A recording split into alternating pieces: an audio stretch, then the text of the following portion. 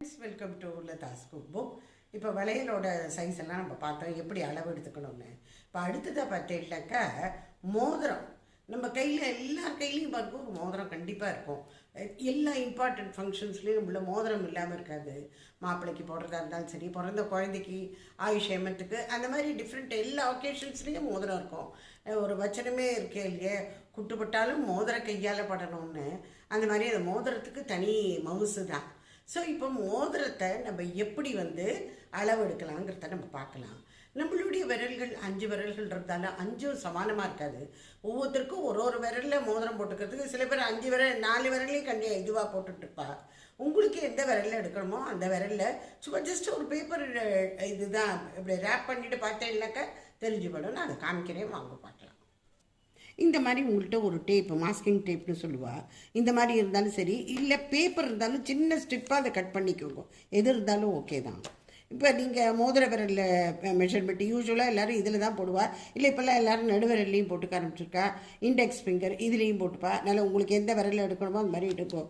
நான் இப்போ இந்த ரிங் ஃபிங்கரோடது காமிக்கிறேன். இப்படி இதை எடுத்துகிட்டு இப்படி அதுக்கு ஜஸ்ட் மேலாக இப்படி சுற்றின்னு இருக்கும், அவ்வளோதான். இப்போ இங்கே இந்த 2 டேப்லையும் பட்டுற மாதிரி ஒரு மார்க் ஒன்று பண்ணிக்கும். ஆயிடுது.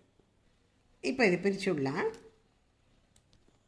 இப்போ இதை ஒட்டிடலாம் ஒரு பேப்பரில், ஒரு இதில் பிளேட்டில், உங்களுக்கு எதில் முடியறதோ அந்த மாதிரி ஒட்டிக்கோங்க.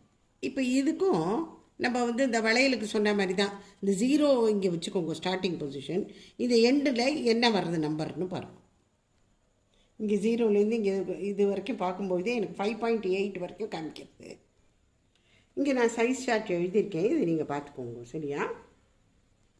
ஸோ நீங்கள் இந்த இதனால் இது அளவு பார்க்கும்போது கொஞ்சம் சைஸ் சார்ட்டில் இது சரி பார்க்கும்போது கொஞ்சம் மேலுங்கழுமாக இருந்ததுன்னா நீங்கள் ஹையர் இதுக்கு போயிடுங்க.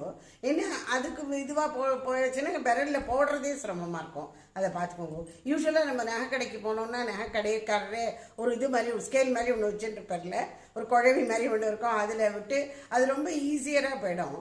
இது இல்லாத பட்சத்துக்கு நம்ம ஆன்லைனில் ஆர்டர் பண்ணுறதுக்கு தான் இந்த முறை. ஓகேயா? Bye friends, happy shopping.